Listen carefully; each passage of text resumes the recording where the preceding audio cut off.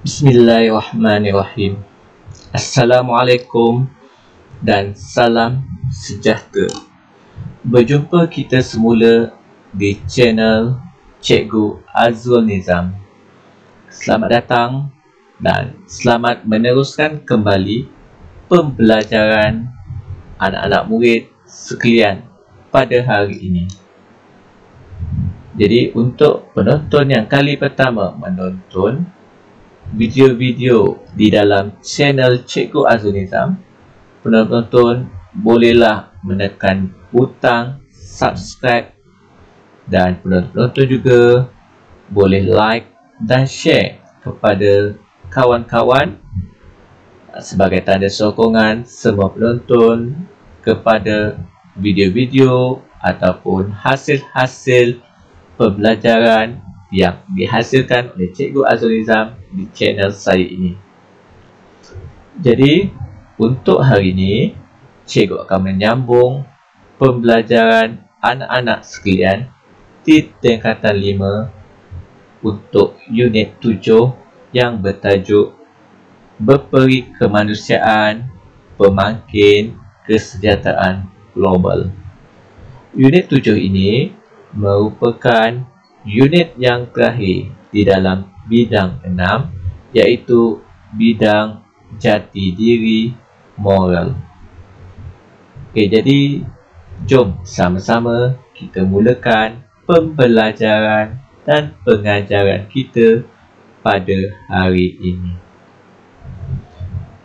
Sebelum saya ataupun sebelum cikgu meneruskan pembelajaran pada hari ini, cikgu akan berkongsi atau menerangkan sedikit tentang standard pembelajaran yang perlu dikuasai oleh semua anak-anak sekalian. Standard pembelajaran adalah apakah yang perlu dikuasai ataupun apakah yang seharusnya dicapai oleh semua anak-anak murid di dalam tajuk ini. Okey, yang pertama, anak-anak murid atau semua penonton-penonton dapat mentakrifkan maksud berperi kemanusiaan. Apakah maksud peri kemanusiaan? Jadi kalau kita lihat, berperi kemanusiaan adalah kita kasihan ataupun kita empati kepada semua manusia-manusia yang hidup di muka bumi ini. Kenapa kita perlu empati? Kerana manusia semua adalah insan ciptaan Tuhan. Jadi manusia-manusia semua dilahirkan ataupun wujud di muka bumi ini supaya kita dapat memberikan sesuatu impact. Tak kiralah impact tu kecil ataupun besar, di mana impact itu dapat membawa kebaikan kepada seluruh manusia ataupun seluruh insan yang hidup di muka bumi ini. Okey, kita lihat yang kedua. Apakah standard pembelajaran yang kedua? Standard pembelajaran yang kedua adalah murid-murid dapat mengenal pasti perlakuan berperi kemanusiaan untuk kesejahteraan masyarakat. Apakah perlakuan? Apakah perbuatan? Apakah cara-cara bagaimana untuk kita menjaga kesejahteraan masyarakat di muka bumi ini?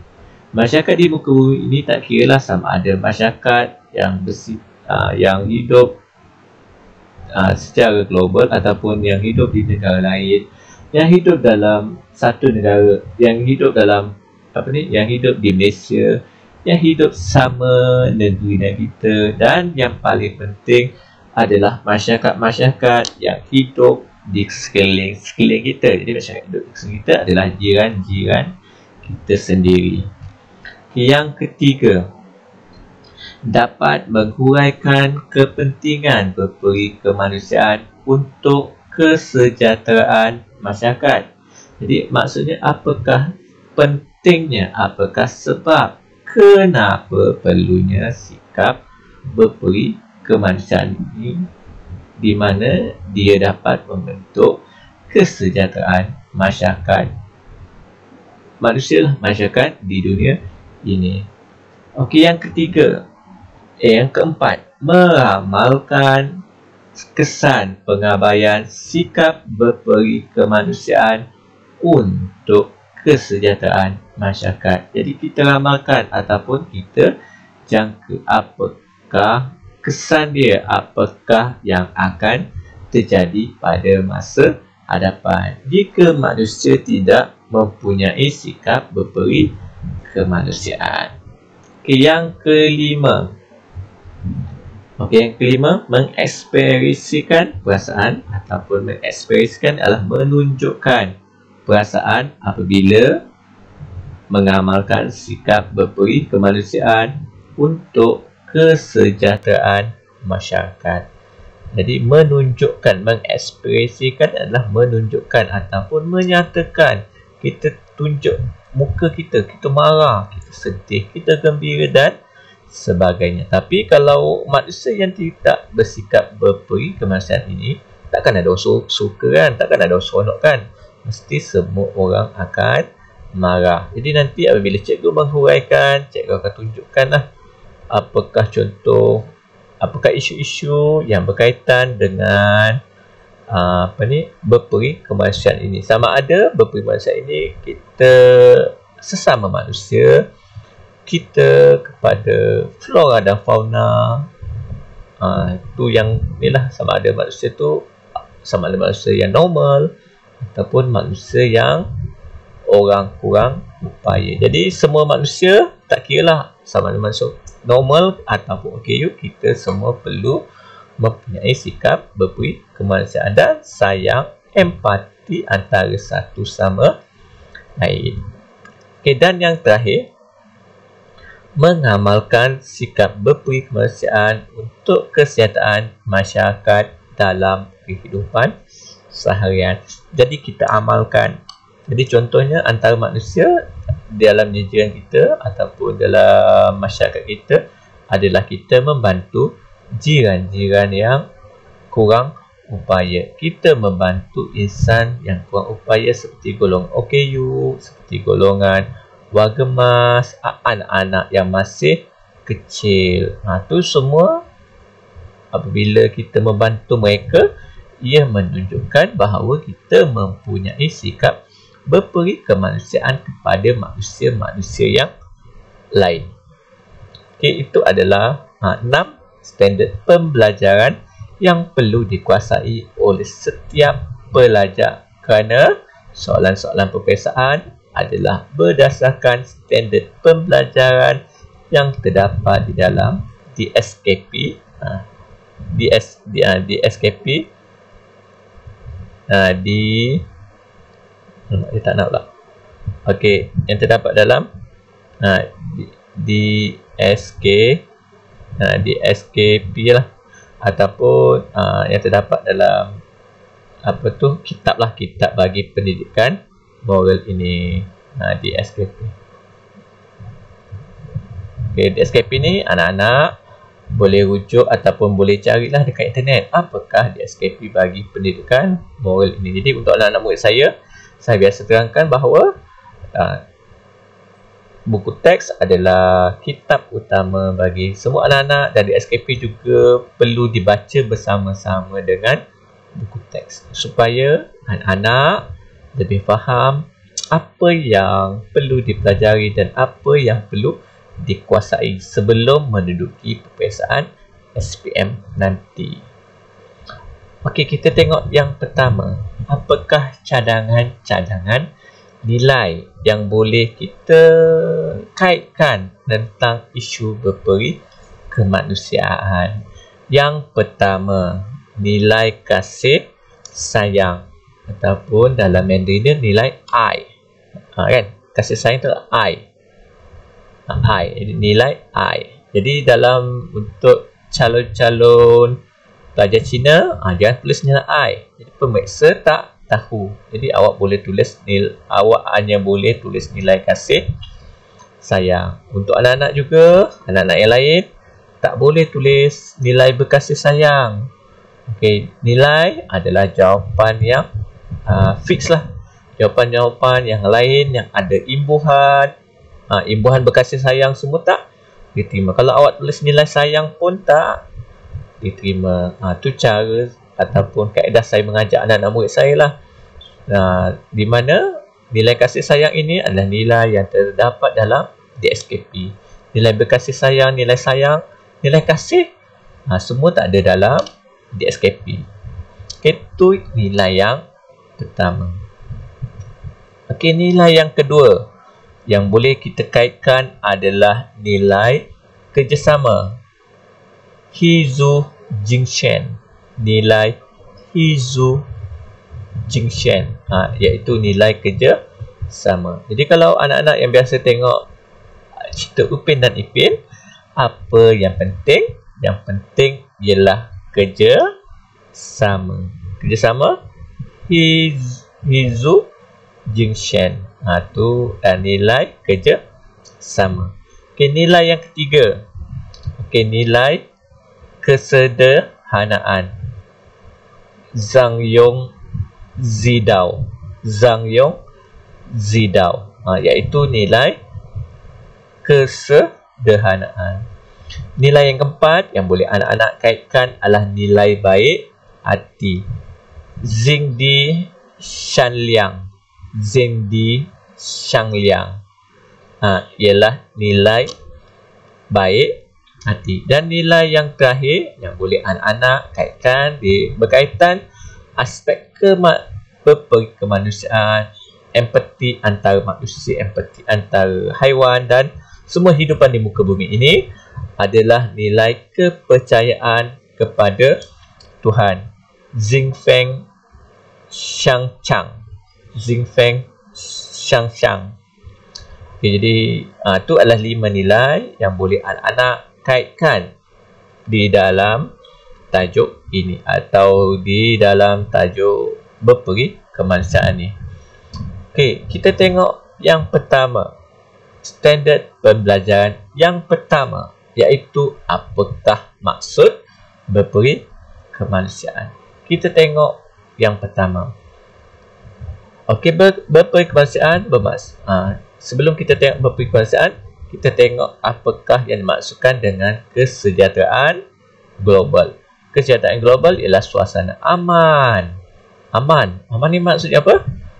Dan makmur. Aman dan makmur maksudnya hidup berbaik-baik antara satu sama lain. Tak gaduh-gaduh. Aman dan makmur. Dari segi keselamatan, dari segi jaminan makanan, kesihatan dan kelestarian global. Okey, kenapa kita kata keselamatan makanan, kesihatan ini penting? Kerana ini semua adalah asas-asas kita nak hidup kan. Keperluan-keperluan asas manusia nak hidup. Mana ada manusia nak hidup tak perlukan makanan. Jadi kita perlu makan setiap makan dan minum pada setiap hari supaya kita mendapat zat protein yang mencukupi. Semua ni penting tak? Penting supaya kita dapat, bila kita ada zat yang mencukupi, kita dapatlah hidup dalam keadaan yang sihat, sejahtera dan sebagainya. Okey, kita tengok aspek kedua juga. Jadi aspek ketiga ni, dia kata kesihatan. Jadi kalau kita lihat sekarang kita banyak anak-anak murid banyak belajar di rumah ataupun PDPR di rumah. Jadi kenapa perlu PDPR di rumah? Kerana kerajaan menekankan kepentingan kesihatan kepada semua penduduk Malaysia supaya penduduk Malaysia diminimumkanlah yang dijangkiti oleh COVID-19. Jadi kalau kita lihat anak-anak jika pesakit-pesakit COVID ni kalau pergi ke mana-mana fasiliti kesihatan, mereka tidak akan fasiliti kesihatan awam, mereka tidak akan dikenakan sebarang bayaran. Kenapa? Kerajaan yang bertanggungjawab menjaga kebajikan semua rakyat-rakyatnya.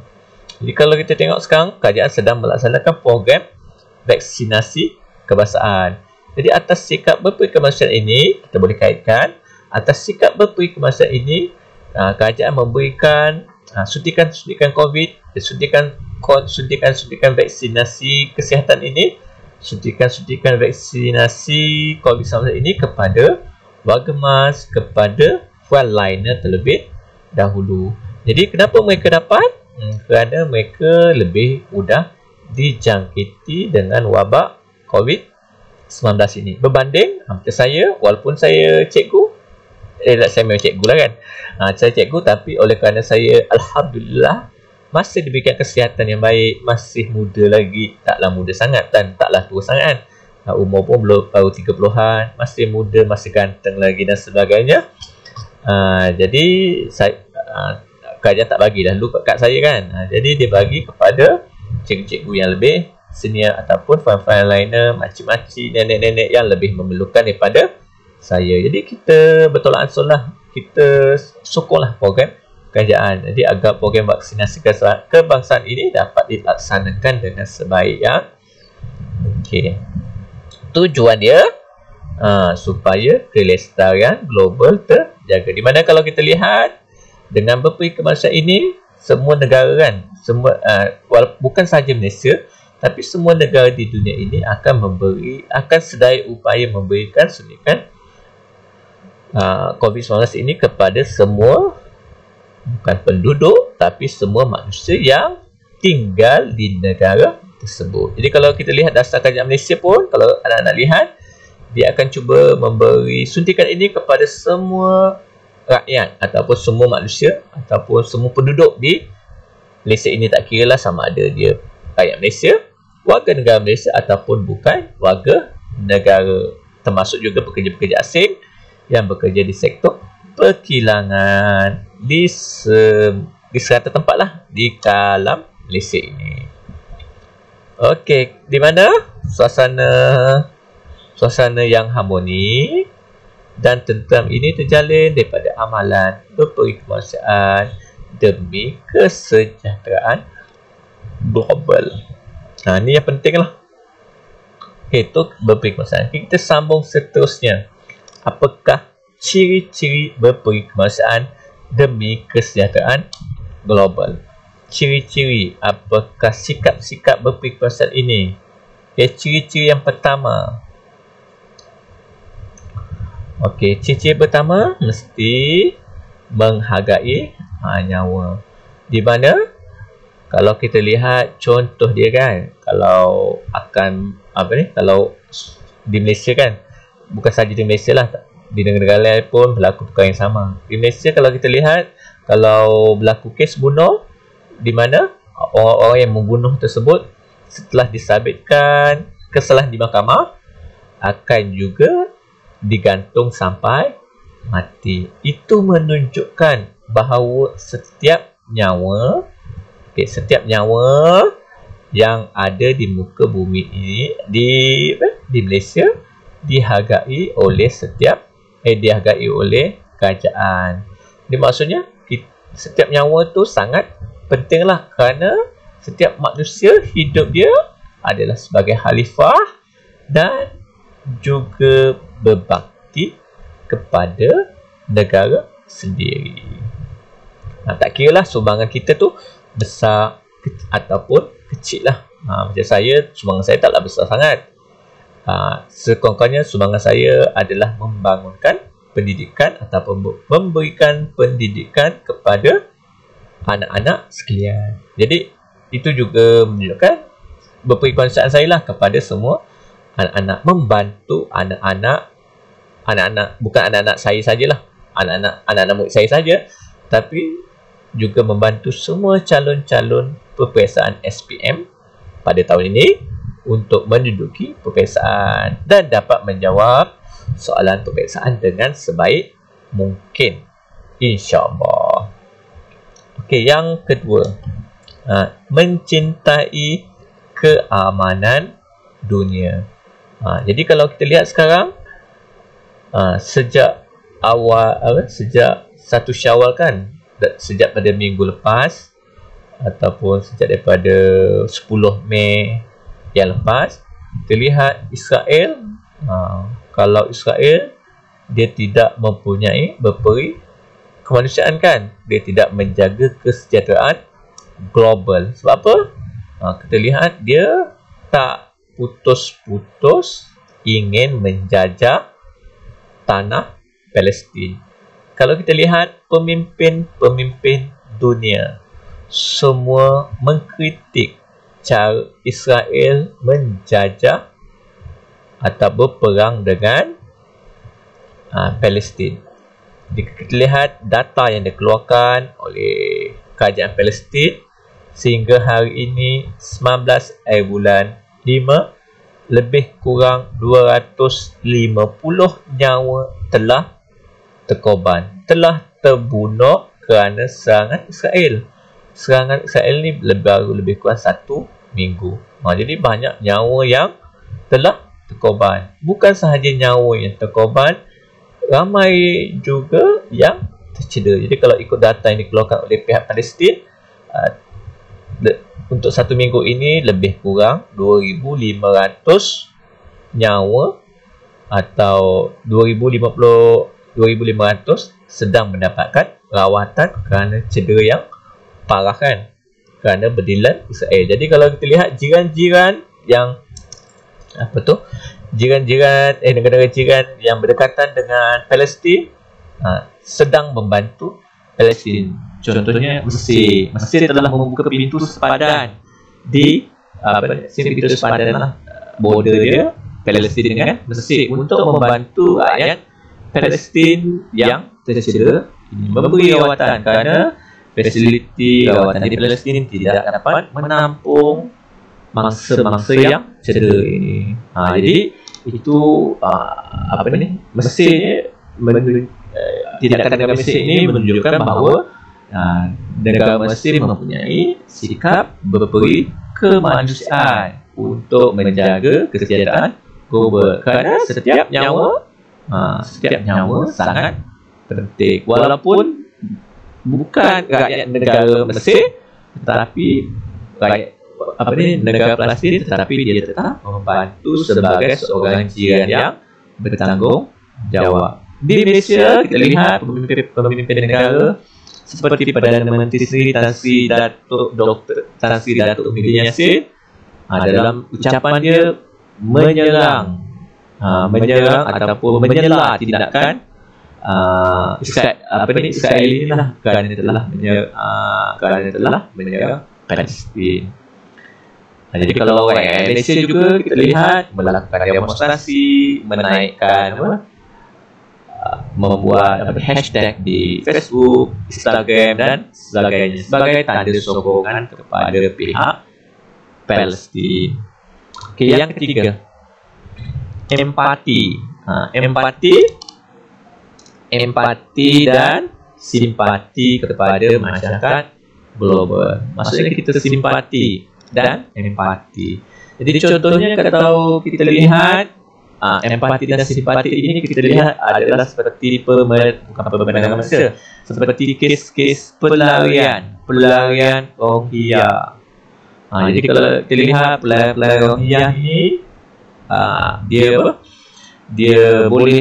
dia akan mendapatkan suaka politik kan. Jadi dia akan mendapatkan suaka politik, dia masuk ke negara-negara seperti Malaysia yang membenarkan pelarian ini mendarat di Malaysia. Jadi kalau kita lihat negara lain yang membenarkan pelarian ini mendarat di negara mereka adalah seperti Bangladesh kan. Bangladesh pun mempunyai sikap berperi kemanusiaan dan empatilah bagi membantu masyarakat Rohingya yang telah ditindas oleh junta Myanmar. Yang keempat, menghargai dan menghormati hak manusia. Jadi macam saya sebut tadi bahawa antara hak manusia adalah hak untuk mendapat kesihatan, hak untuk mendapat pendidikan, hak untuk mendapat keselamatan, hak untuk mendapat keselamatan, pendidikan, makanan dan sebagainya lah.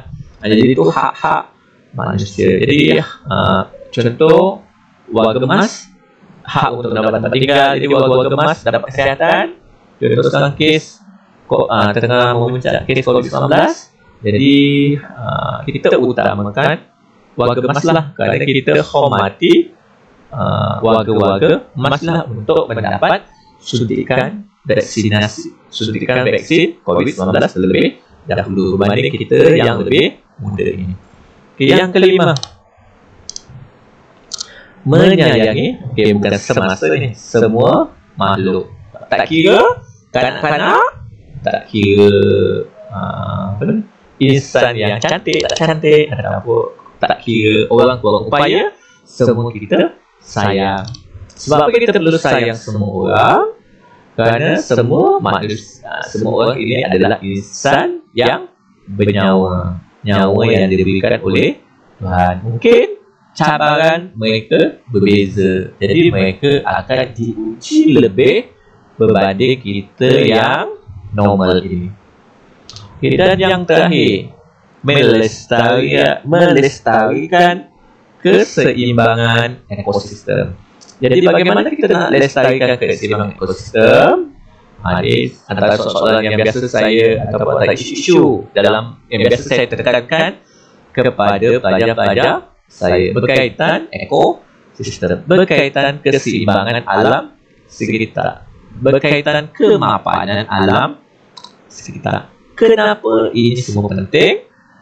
Sebab apabila kita musnahkan alam sekitar, apabila kita tidak menjaga alam sekitar dengan baik, jadi mungkin boleh menyebabkan tanah runtuh, banjir kilat, pemanasan global dan sebagainya. Siapa yang susah? Kita jugalah sebagai manusia. Jadi sebab tu dalam mana-mana isu kerajaan pun, kerajaan akan kata kita perlu pembangunan yang mapan ataupun pembangunan yang seimbang, di mana kita nak mengejar pembangunan dan kemajuan moden, tetapi dalam masa yang sama kita perlu memastikan kehijauan alam sekitar. Apa contoh kempen kerajaan? Jadi contoh kempen kerajaan, kalau bukan kerajaan lah, tapi contoh kalau masyarakat dunia kita buat kempen Earth Hour, tutup Earth Hour. Maksudnya kita tutup, ada satu hari itu, saya tengok beberapa bulan, kita akan offkan lampu pada waktu malam selama 1 jam sebagai tanda sokongan. Jadi kita dalam kehidupan sehari-hari kita, bagaimana kita nak jimatkan elektrik, kalau tak guna ataupun tiada keperluan, tutuplah switch elektrik, kurangkan penggunaan aircon. Kalau kipas tak perlu buka, lampu tak perlu buka, tak payah buka. Jadi buat kerja lain yang bersesuaian yang dapat memberikan keselamatan kepada hidup kita. Okey, kita pergi yang ketiga. Standard kandungan yang standard pembelajaran yang ketiga. Contoh perlakuan berperi kemanusiaan demi kesejahteraan global. Okey, yang pertama, melindungi hak asasi manusia. Tadi dalam ciri-ciri tadi pun saya telah sebut. Jadi ni kita tengok secara lebih jelas lagi lah, melindungi hak asasi manusia. Yang pertama, membantu golongan kurang bernasib baik, memberikan bantuan dan keperluan asas, memberi bantuan keperluan asas dan perubatan, menentang pemandangan manusia. Dan yang keempat, menyantuni setiap individu sebagai manusia. Jadi saya rasa empat ni yang dalam ciri tadi saya dah terangkan satu demi satu. Okey, jadi kalau ada soalan, apakah contoh-contoh pelindungan hak asasi manusia? Jadi anak-anak boleh jawablah. Kita nak bantu daripada segi keperluan asas. Keperluan asas tadi macam mana? Daripada segi makanan, minuman, tempat tinggal dan perubatan. Okey, itu yang pertama. Yang kedua, sikap kepedulian dan keprihatinan, di mana kita perlu mewujudkan kumpulan sokongan berperi kemanusiaan, membantu bangsa bencana dan pihak yang memerlukan, menyertai misi keamanan dan kemanusiaan, memberikan sokongan psikologi dan moral. Jadi kalau kat Malaysia kita lihat, tadi saya banyak terangkan tentang di dunia kan. Jadi kita kaitkan, kita pergi pada isu-isu di Malaysia lah. Jadi kalau kita lihat Malaysia, isu yang saban tahun tak pernah tak ada kan. Adalah banjir kan. Kadang-kadang Johor banjir, kadang-kadang di Kedah banjir, di Sabah banjir, di Sarawak banjir, di Kelantan, Terengganu, dan boleh juga terjadi di bandar-bandar besar seperti di Kuala Lumpur, di Selangor dan sebagainya lah. Boleh kata hampir semua negeri, bukan hampir semua negeri pernah menghadapi keadaan banjir ini. Jadi macam mana nak bantu? Bagaimana nak menunjukkan sikap kepedulian kita? Kita bantulah bangsa banjir. Macam contoh pelajar, nak bantu macam mana? Pelajar biasanya awak juga boleh menyertai kan misi kerajaan tu kan. Menjadi sukarelawan. Jadi kalau macam di Johor, saya duduk di Johor. Johor ada sukarelawan Johor. Jadi tujuan dia untuk membantu mereka dalam keadaan yang susah. Tu contoh banjir. Contoh mereka yang bukan sahaja banjir lah, dalam kesusahan, sewaktu hari raya, kerajaan membantu. Bukan kerajaan sahajalah. Contohnya macam pihak sekolah pun memberi bantuan kepada keluarga-keluarga daripada golongan B40 ini, dengan memberi bakul makanan supaya mereka juga dapat bersama-sama menyambut hari raya dalam keadaan gembira dan seronok. Tujuan dia supaya semua manusia seronok kan sambut hari raya bersama-sama, di mana sikap-sikap ini dapat menunjukkan bahawa rakyat Malaysia mempunyai sikap kepedulian dan keprihatinan. Yang ketiga, kita tengok mencintai alam sekitar pada peringkat global. Menyokong kempen alam sekitar pada peringkat global seperti WWF, World Wide Fund for Nature. Menentang penggunaan senjata nuklear. Senjata nuklear bahaya kan. Menghalang pemburuan haram dan pemandangan haiwan, dan memelihara sumber alam. Kita tengok isu yang satu, ini biasa pelajar ni lah. Yang ketiga ni, menghalang pemburuan haram dan pemandangan haiwan. Haiwan apa yang biasa didagangkan? Yang biasa didagangkan adalah haiwan-haiwan yang eksotik. Bahaya tak haiwan eksotik ni? Dia bukan bahaya. Dia apa? Kalau kita lihat kepada penggemar haiwan hidupan eksotik ni, pada mereka dia punya rasa tu adalah berbeza kan. Contoh dia, kalau tak sebab dia minat kan, tu yang kena halang. Sebab dia membuat benda-benda yang tidak, contohnya ada orang makan ular, ada orang makan biawak dan sebagainya. Jadi itu semua perlu dihalang lah, kerana dia menyebabkan kepada kepupusan haiwan.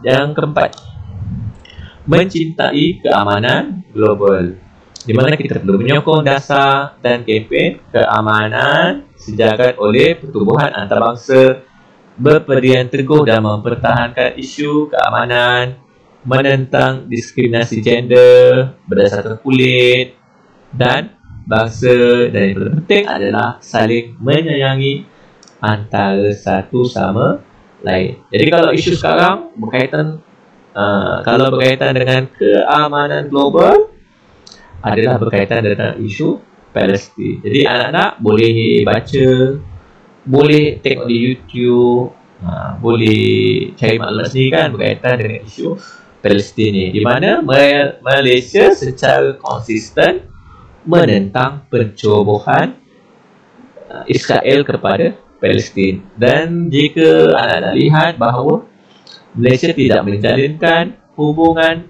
diplomatik dengan negara Israel, jadi kita tengok, lihat bahawa contoh dia pasport Malaysia kan. Pasport Malaysia semua ada ayat di bawah tu, pasport ini sah digunakan di semua negara di dunia kecuali Israel.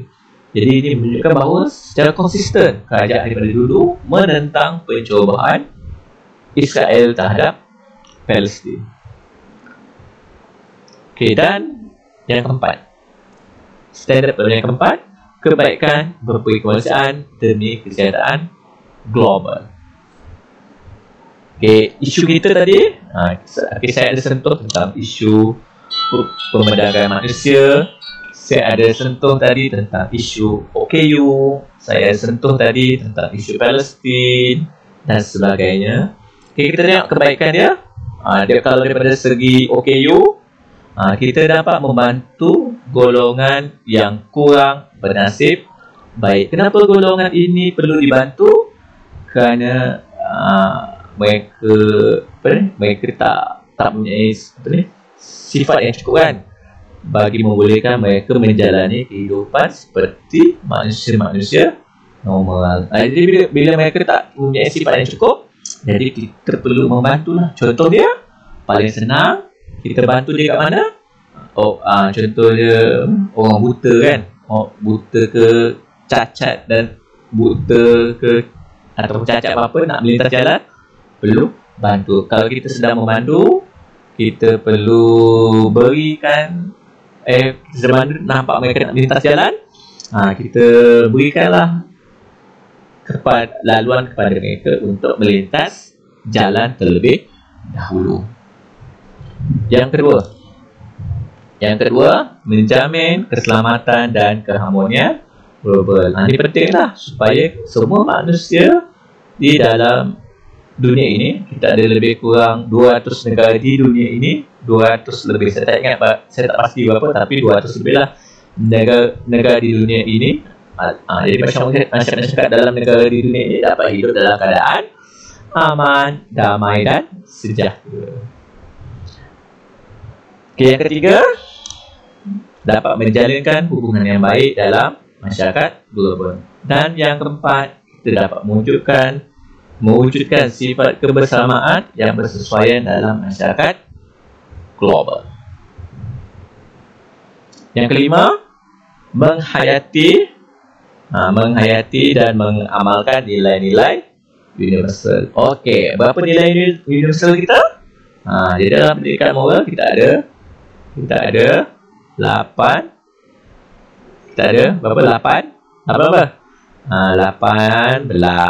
Ada 18 nilai-nilai universal. Jadi 18 nilai ini perlu hafal, perlu ingat, perlu faham, perlu hayatilah supaya anak-anak nanti apabila menjadi peperiksaan dapat menjawab dengan cemerlang dan terbaik. Nilai keenam, kebaikan keenam dapat menyemarakkan elemen kemanusiaan sejagat. Yang ketujuh, dapat mengeratkan hubungan antara negara. Kesan dia. Kesan ni balik pada tadilah, dapat membantu golongan kurang berupaya. Sebab apa? Sebab kita perlu memberi bantuan. Dan yang paling penting, dapat mengurangkan jurang pembezaan antara individu.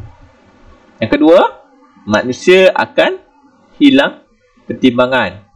Ini seperti mana isu-isu Palestin dan Israel, seperti mana isu-isu pelarian Rohingya. Itu adalah dua isu yang panas kan di dunia inilah, yang berkaitan dengan kehilangan pertimbangan berperi kemanusiaan yang wujud dalam diri manusia.